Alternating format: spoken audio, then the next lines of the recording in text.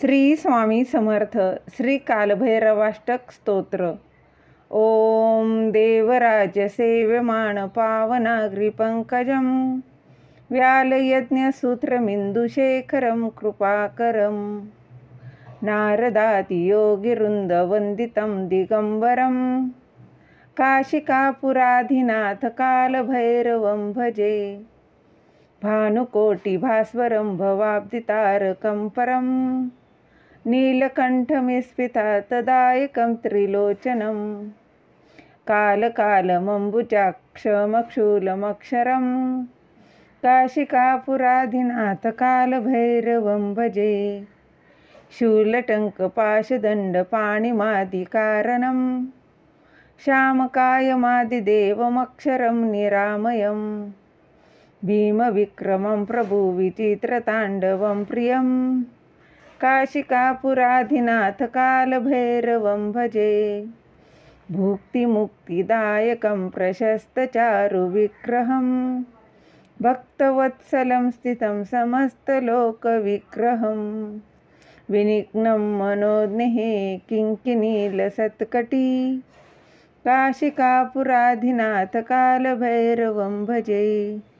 धर्मसेतुपालकम् अधर्ममार्गनाशकं कर्मपाशमोचकं सुशर्मदायकं विभुं स्वर्णवर्णशेषपाशशोभिताङ्गमण्डलं काशिकापुराधिनाथ कालभैरवं भजे। रत्नपादुकाप्रभाभिरामपादयुग्मकं नित्यं द्वितीयमिष्टदैवतं निरञ्जनं मृत्युदर्पनाशनं करालद्रष्टमोक्षणं काशिकापुराधिनाथ कालभैरवं भजे। अट्टहासभिन्नपद्मजाण्डकोशसन्तती दृष्टिपातनष्टपापजालमुग्नशासनम् अष्टसिद्धिदायकं कपालमालिकन्दरं काशिकापुराधिनाथ कालभैरवं भजे। भूतसङ्गनायकं विशालकीर्तिदायकं काशिकावासलोकपुण्यपापशोधकं विभुं नीतिमार्गगोविन्दपुरातनं जगत्पति काशिकापुराधिनाथ कालभैरवं भजे। कालभैरवाष्टकं पठन्ति ये मनोहरं ज्ञानमुक्तिसाधनं विचित्रपुण्यवर्धनं शोकमोहदैन्यलोभकोपतापनाशनं ते प्रयान्ति कालभैरवाङ्घ्रिसन्निधि ध्रुवम् इति श्रीमत्शङ्कराचार्यविरचितकालभैरवाष्टकं सम्पूर्णम्। श्री स्वामी समर्थ श्री कालभैरवाष्टक स्तोत्र। ओम देवराज सेव्यमाण पावनाग्रि पंकजं व्यालयज्ञसूत्रमिन्दुशेखरं कृपाकरं नारदाति योगिवृन्दवन्दितं दिगम्बरं काशिकापुराधिनाथ कालभैरवं भजे। भानुकोटिभास्वरं भवाब्दितारकं परं नीलकण्ठमिस्फितातदायकं त्रिलोचनं कालकालमम्बुजाक्षमक्षूलमक्षरं काशिकापुराधिनाथ कालभैरवं भजे। शूलटङ्कपाशदण्डपाणिमादिकारणं श्यामकायमादिदेवमक्षरं निरामयं भीमविक्रमं प्रभुविचित्रताण्डवं प्रियं काशिकापुराधिनाथ कालभैरवं भजे। भुक्तिमुक्तिदायकं प्रशस्तचारुविग्रहं भक्तवत्सलं स्थितं समस्तलोकविग्रहं विनिघ्नं मनोज्ञे किङ्किणीलसत्कटी काशिकापुराधिनाथ कालभैरवं भजे। धर्मसेतुपालकम् अधर्ममार्गनाशकं कर्मपाशमोचकं सुशर्मदायकं विभुं स्वर्णवर्णशेषपाशशोभिताङ्गमण्डलं काशिकापुराधिनाथ कालभैरवं भजे। रत्नपादुकाप्रभाभिरामपादयुग्मकं नित्यं द्वितीयमिष्टदैवतं निरञ्जनं मृत्युदर्पनाशनं करालद्रष्टमोक्षणं काशिकापुराधिनाथ कालभैरवं भजे। अट्टहासभिन्नपद्मजाण्डकोशसन्तती दृष्टिपातनष्टपापजालमुग्नशासनम् अष्टसिद्धिदायकं कपालमालिकन्दरन् काशिकापुराधिनाथ कालभैरवं भजे। भूतसङ्गनायकं विशालकीर्तिदायकं काशिकावासलोकपुण्यपापशोधकं विभुं नीतिमार्गगोविन्दपुरातनं जगत्पति काशिकापुराधिनाथ कालभैरवं भजे। कालभैरवाष्टकं पठन्ति ये मनोहरं ज्ञानमुक्तिसाधनं विचित्रपुण्यवर्धनं शोकमोहदैन्यलोभकोपतापनाशनं ते प्रयान्ति कालभैरवाङ्घ्रिसन्निधि ध्रुवम् इति श्रीमत्शंकराचार्यविरचितकालभैरवाष्टकं सम्पूर्णम्। श्री स्वामी समर्थ। श्री कालभैरवाष्टक स्तोत्र। ओम देवराजसेव्यमाण पावनाग्रिपङ्कजं व्यालयज्ञसूत्रमिन्दुशेखरं कृपाकरं नारदादियोगिवृन्दवन्दितं दिगम्बरं काशिकापुराधिनाथ कालभैरवं भजे। भानुकोटिभास्वरं भवाब्धितारकं परं नीलकण्ठमिस्फितातदायकं त्रिलोचनं कालकालमम्बुजाक्षमक्षूलमक्षरं काशिकापुराधिनाथ कालभैरवं भजे। शूलटङ्कपाशदण्डपाणिमादिकारणं श्यामकायमादिदेवमक्षरं निरामयं भीमविक्रमं प्रभुविचित्रताण्डवं प्रियं काशिकापुराधिनाथ कालभैरवं भजे। भुक्तिमुक्तिदायकं प्रशस्तचारुविग्रहं भक्तवत्सलं स्थितं समस्तलोकविग्रहं विनिघ्नं मनोज्ञे किङ्किणीलसत्कटी काशिकापुराधिनाथ कालभैरवं भजे।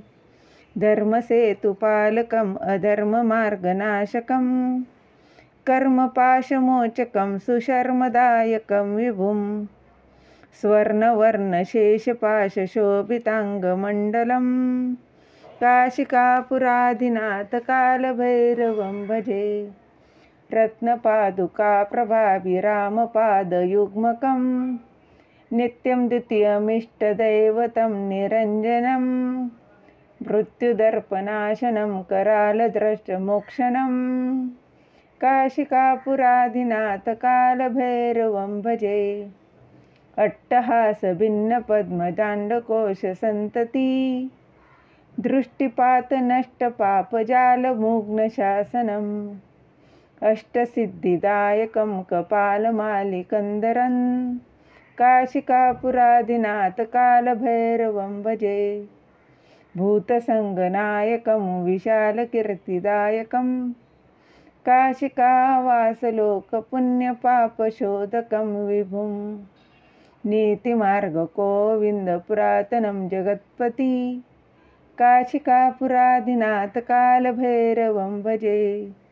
कालभैरवाष्टकं पठन्ति ये मनोहरं ज्ञानमुक्तिसाधनं विचित्रपुण्यवर्धनं शोकमोहदैन्यलोभकोपतापनाशनं ते प्रयान्ति कालभैरवाङ्घ्रिसन्निधि ध्रुवम् इति श्रीमत्शंकराचार्यविरचितकालभैरवाष्टकं सम्पूर्णम्। श्री स्वामी समर्थ।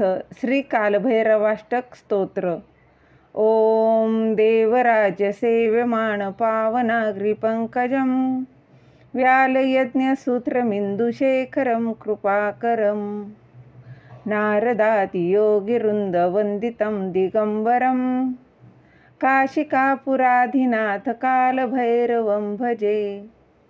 भानुकोटिभास्वरं भवाब्धितारकं परं नीलकण्ठमिस्फितातदायकं त्रिलोचनं कालकालमम्बुजाक्षमक्षूलमक्षरं काशिकापुराधिनाथकालभैरवं भजे शूलटङ्कपाशदण्डपाणिमादिकारणं श्यामकायमादिदेवमक्षरं निरामयं भीमविक्रमं प्रभुविचित्रताण्डवं प्रियं काशिकापुराधिनाथकालभैरवं भजे भुक्तिमुक्तिदायकं प्रशस्तचारुविग्रहं भक्तवत्सलं स्थितं समस्तलोकविग्रहं विनिघ्नं मनोज्ञः किङ्किणीलसत्कटी काशिकापुराधिनाथकालभैरवं भजे धर्मसेतुपालकम् अधर्ममार्गनाशकं कर्मपाशमोचकं सुशर्मदायकं विभुं स्वर्णवर्णशेषपाशशोभिताङ्गमण्डलं काशिकापुराधिनाथकालभैरवं भजे रत्नपादुकाप्रभाभिरामपादयुग्मकं नित्यं द्वितीयमिष्टदैवतं निरञ्जनं मृत्युदर्पनाशनं करालद्रष्टमोक्षणं काशिकापुराधिनाथकालभैरवं भजे अट्टहासभिन्नपद्मजाण्डकोशसन्तती दृष्टिपातनष्टपापजालमुग्नशासनम् अष्टसिद्धिदायकं कपालमालिकन्दरं काशिकापुराधिनाथकालभैरवं भजे भूतसङ्गनायकं विशालकीर्तिदायकं काशिकावासलोकपुण्यपापशोधकं विभुं नीतिमार्गगोविन्दपुरातनं जगत्पति काशिकापुराधिनाथकालभैरवं भजे कालभैरवाष्टकं पठन्ति ये मनोहरं ज्ञानमुक्तिसाधनं विचित्रपुण्यवर्धनं शोकमोहदैन्यलोभकोपतापनाशनं ते प्रयान्ति कालभैरवाङ्घ्रिसन्निधिध्रुवम् इति श्रीमत्शङ्कराचार्यविरचितकालभैरवाष्टकं सम्पूर्णम्। श्री स्वामी समर्थ। श्री कालभैरवाष्टक स्तोत्र। ओम देवराजसेव्यमाण पावनाग्रिपङ्कजं व्यालयज्ञसूत्रमिन्दुशेखरं कृपाकरं नारदादियोगिवृन्दवन्दितं दिगम्बरं काशिकापुराधिनाथकालभैरवं भजे भानुकोटिभास्वरं भवाब्धितारकं परं नीलकण्ठमिस्फितातदायकं त्रिलोचनं कालकालमम्बुजाक्षमक्षूलमक्षरं काशिकापुराधिनाथकालभैरवं भजे शूलटङ्कपाशदण्डपाणिमादिकारणं श्यामकायमादिदेवमक्षरं निरामयं भीमविक्रमं प्रभुविचित्रताण्डवं प्रियं काशिकापुराधिनाथकालभैरवं भजे भुक्तिमुक्तिदायकं प्रशस्तचारुविग्रहं भक्तवत्सलं स्थितं समस्तलोकविग्रहं विनिघ्नं मनोज्ञः किङ्किणीलसत्कटी काशिकापुराधिनाथकालभैरवं भजे धर्मसेतुपालकम् अधर्ममार्गनाशकं कर्मपाशमोचकं सुशर्मदायकं विभुं स्वर्णवर्णशेषपाशशोभिताङ्गमण्डलं काशिकापुराधिनाथकालभैरवं भजे रत्नपादुकाप्रभाभिरामपादयुग्मकं नित्यं द्वितीयमिष्टदैवतं निरञ्जनं मृत्युदर्पनाशनं करालद्रष्टमोक्षणं काशिकापुराधिनाथकालभैरवं भजे अट्टहासभिन्नपद्मजाण्डकोशसन्तती दृष्टिपातनष्टपापजालमुग्नशासनं अष्टसिद्धिदायकं कपालमालिकन्दरं काशिकापुरादिनाथ कालभैरवं भजे। भूतसङ्गनायकं विशालकीर्तिदायकं काशिकावासलोकपुण्यपापशोधकं विभुं। नीतिमार्गगोविन्दपुरातनं जगत्पति काशिकापुरादिनाथ कालभैरवं भजे। कालभैरवाष्टकं पठन्ति ये मनोहरं ज्ञानमुक्तिसाधनं विचित्रपुण्यवर्धनं। शोकमोहदैन्यलोभकोपतापनाशनं ते प्रयान्ति कालभैरवाङ्घ्रिसन्निधि ध्रुवम्। इति श्रीमत्शङ्कराचार्यविरचितकालभैरवाष्टकं सम्पूर्णम्। श्री स्वामी समर्थ। श्री कालभैरवाष्टक स्तोत्र। ओम देवराजसेव्यमाण पावनाग्रिपङ्कजं व्यालयज्ञसूत्रमिन्दुशेखरं कृपाकरं नारदादियोगिवृन्दवन्दितं दिगम्बरं काशिकापुराधिनाथ कालभैरवं भजे। भानुकोटिभास्वरं भवाब्धितारकं परं नीलकण्ठमिस्फितातदायकं त्रिलोचनं कालकालमम्बुजाक्षमक्षूलमक्षरं काशिकापुराधिनाथ कालभैरवं भजे। शूलटङ्कपाशदण्डपाणिमादिकारणं श्यामकायमादिदेवमक्षरं निरामयं भीमविक्रमं प्रभुविचित्रताण्डवं प्रियं काशिकापुराधिनाथ कालभैरवं भजे। भुक्तिमुक्तिदायकं प्रशस्तचारुविग्रहं भक्तवत्सलं स्थितं समस्तलोकविग्रहं विनिघ्नं मनोज्ञे किङ्किणीलसत्कटी काशिकापुराधिनाथ कालभैरवं भजे। धर्मसेतुपालकम् अधर्ममार्गनाशकं कर्मपाशमोचकं सुशर्मदायकं विभुं स्वर्णवर्णशेषपाशशोभिताङ्गमण्डलं काशिकापुराधिनाथ कालभैरवं भजे। रत्नपादुकाप्रभाभिरामपादयुग्मकं नित्यं द्वितीयमिष्टदैवतं निरञ्जनं मृत्युदर्पनाशनं करालद्रष्टमोक्षणं काशिकापुराधिनाथ कालभैरवं भजे। अट्टहासभिन्नपद्मजाण्डकोशसन्तति दृष्टिपातनष्टपापजालमुग्नशासनम् अष्टसिद्धिदायकं कपालमालिकन्दरं काशिकापुराधिनाथ कालभैरवं भजे। भूतसङ्गनायकं विशालकीर्तिदायकं काशिकावासलोकपुण्यपापशोधकं विभुं। नीतिमार्गगोविन्दपुरातनं जगत्पति काशिकापुराधिनाथ कालभैरवं भजे। कालभैरवाष्टकं पठन्ति ये मनोहरं ज्ञानमुक्तिसाधनं विचित्रपुण्यवर्धनं। शोकमोहदैन्यलोभकोपतापनाशनं ते प्रयान्ति कालभैरवाङ्घ्रिसन्निधि ध्रुवम्। इति श्रीमत्शङ्कराचार्यविरचितकालभैरवाष्टकं सम्पूर्णम्। श्री स्वामी समर्थ। श्री कालभैरवाष्टक स्तोत्र।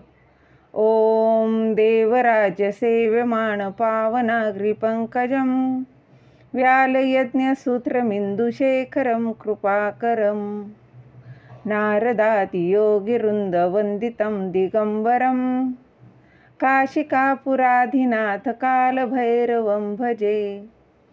भानुकोटिभास्वरं भवाब्धितारकं परं नीलकण्ठमिस्फितातदायकं त्रिलोचनं कालकालमम्बुजाक्षमक्षूलमक्षरं काशिकापुराधिनाथ कालभैरवं भजे।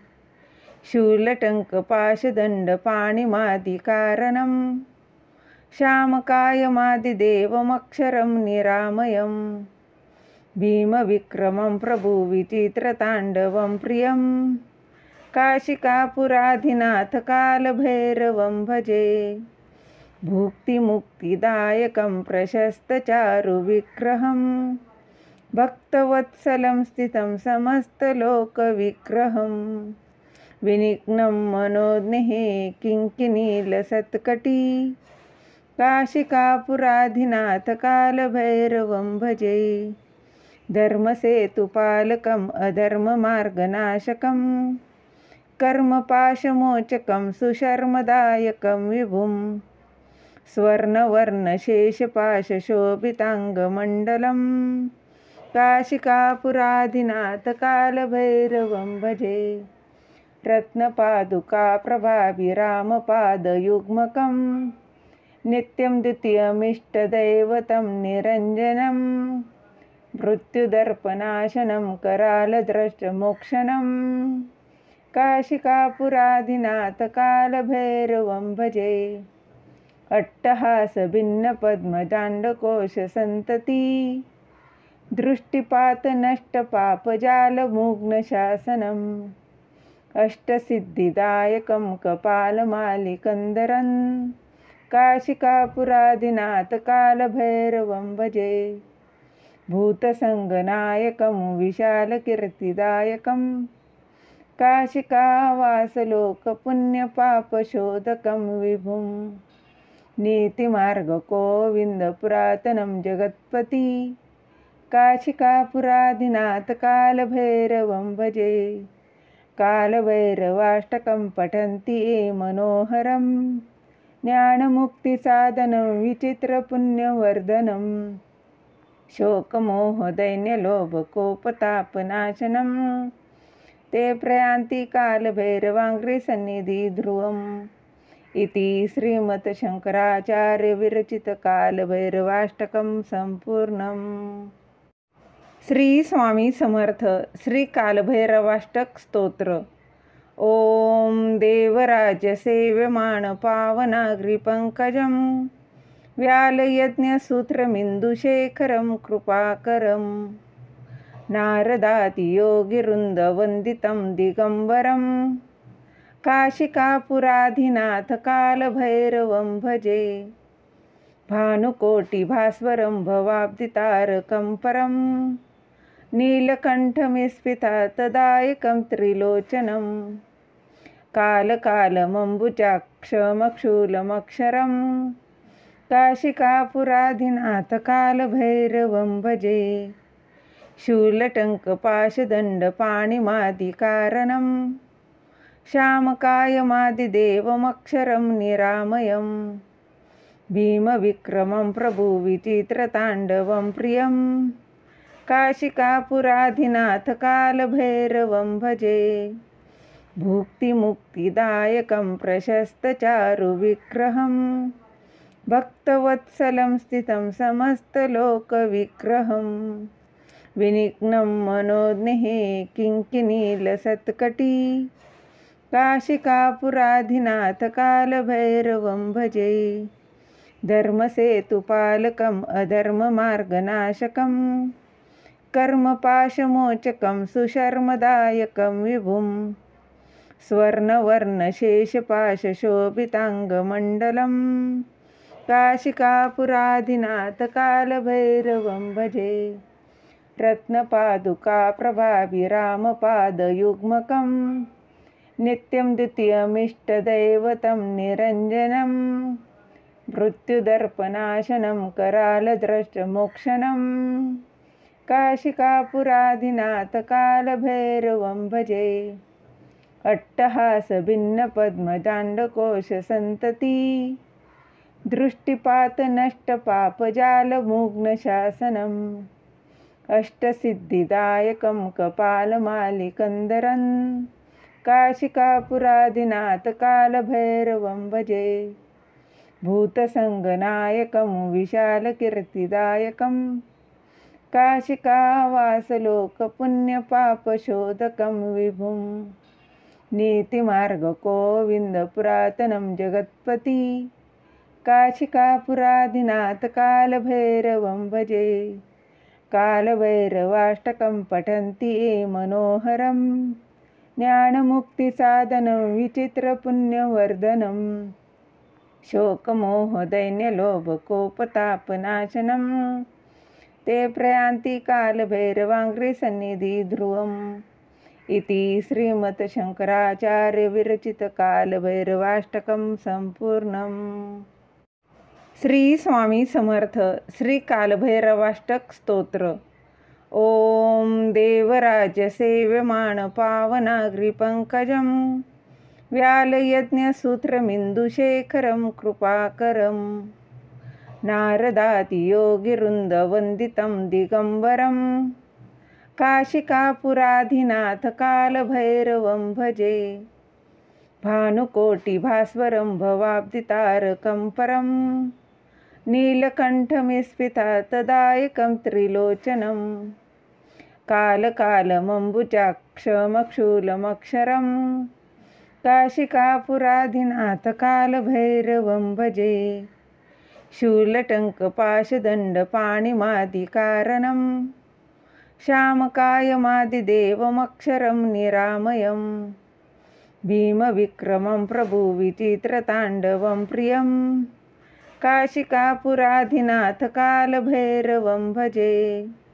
भुक्तिमुक्तिदायकं प्रशस्तचारुविग्रहं भक्तवत्सलं स्थितं समस्तलोकविग्रहं विनिघ्नं मनोज्ञे किङ्किणीलसत्कटी काशिकापुराधिनाथ कालभैरवं भजे। धर्मसेतुपालकम् अधर्ममार्गनाशकं कर्मपाशमोचकं सुशर्मदायकं विभुं स्वर्णवर्णशेषपाशशोभिताङ्गमण्डलं काशिकापुराधिनाथ कालभैरवं भजे। रत्नपादुकाप्रभाभिरामपादयुग्मकं नित्यं द्वितीयमिष्टदैवतं निरञ्जनं मृत्युदर्पनाशनं करालद्रष्टमोक्षणं काशिकापुराधिनाथ कालभैरवं भजे। अट्टहासभिन्नपद्मजाण्डकोशसन्तती दृष्टिपातनष्टपापजालमुग्नशासनम् अष्टसिद्धिदायकं कपालमालिकन्दरं काशिकापुराधिनाथ कालभैरवं भजे। भूतसङ्गनायकं विशालकीर्तिदायकं काशिकावासलोकपुण्यपापशोधकं विभुं नीतिमार्गगोविन्दपुरातनं जगत्पति काशिकापुराधिनाथ कालभैरवं भजे। कालभैरवाष्टकं पठन्ति ये मनोहरं ज्ञानमुक्तिसाधनं विचित्रपुण्यवर्धनं शोकमोहदैन्यलोभकोपतापनाशनं ते प्रयान्ति कालभैरवाङ्घ्रिसन्निधि ध्रुवम् इति श्रीमत्शंकराचार्यविरचितकालभैरवाष्टकं सम्पूर्णम्। श्री स्वामी समर्थ। श्री कालभैरवाष्टक स्तोत्र। ओम देवराज सेव्यमाण पावनाग्रिपंकजं व्यालयज्ञसूत्रमिन्दुशेखरं कृपाकरं नारदादियोगिवृन्दवन्दितं दिगम्बरं काशिकापुराधिनाथ कालभैरवं भजे। भानुकोटिभास्वरं भवाब्दितारकं परं नीलकण्ठमिस्फितातदायकं त्रिलोचनं कालकालमम्बुजाक्षमक्षूलमक्षरं काशिकापुराधिनाथ कालभैरवं भजे। शूलटङ्कपाशदण्डपाणिमादिकारणं श्यामकायमादिदेवमक्षरं निरामयं भीमविक्रमं प्रभुविचित्रताण्डवं प्रियं काशिकापुराधिनाथ कालभैरवं भजे। भुक्तिमुक्तिदायकं प्रशस्तचारुविग्रहं भक्तवत्सलं स्थितं समस्तलोकविग्रहं विनिघ्नं मनोज्ञे किङ्किणीलसत्कटी काशिकापुराधिनाथ कालभैरवं भजे। धर्मसेतुपालकम् अधर्ममार्गनाशकं कर्मपाशमोचकं सुशर्मदायकं विभुं स्वर्णवर्णशेषपाशशोभिताङ्गमण्डलं काशिकापुराधिनाथ कालभैरवं भजे। रत्नपादुकाप्रभाभिरामपादयुग्मकं नित्यं द्वितीयमिष्टदैवतं निरञ्जनं मृत्युदर्पनाशनं करालद्रष्टमोक्षणं काशिकापुराधिनाथ कालभैरवं भजे। अट्टहासभिन्नपद्मजाण्डकोशसन्तती दृष्टिपातनष्टपापजालमुग्नशासनम् अष्टसिद्धिदायकं कपालमालिकन्दरं काशिकापुराधिनाथ कालभैरवं भजे। भूतसङ्गनायकं विशालकीर्तिदायकं काशिकावासलोकपुण्यपापशोधकं विभुं नीतिमार्गगोविन्दपुरातनं जगत्पति काशिकापुराधिनाथ कालभैरवं भजे। कालभैरवाष्टकं पठन्ति ये मनोहरं ज्ञानमुक्तिसाधनं विचित्रपुण्यवर्धनं शोकमोहदैन्यलोभकोपतापनाशनं ते प्रयान्ति कालभैरवाङ्घ्रिसन्निधि ध्रुवम् इति श्रीमत्शंकराचार्यविरचितकालभैरवाष्टकं सम्पूर्णम्। श्री स्वामी समर्थ। श्री कालभैरवाष्टक स्तोत्र। ओम देवराज सेव्यमाण पावनाग्रिपंकजं व्यालयज्ञसूत्रमिन्दुशेखरं कृपाकरं नारदादियोगिवृन्दवन्दितं दिगम्बरं काशिकापुराधिनाथ कालभैरवं भजे। भानुकोटिभास्वरं भवाब्धितारकं परं नीलकण्ठमिस्फितातदायकं त्रिलोचनं कालकालमम्बुजाक्षमक्षूलमक्षरं काशिकापुराधिनाथ कालभैरवं भजे।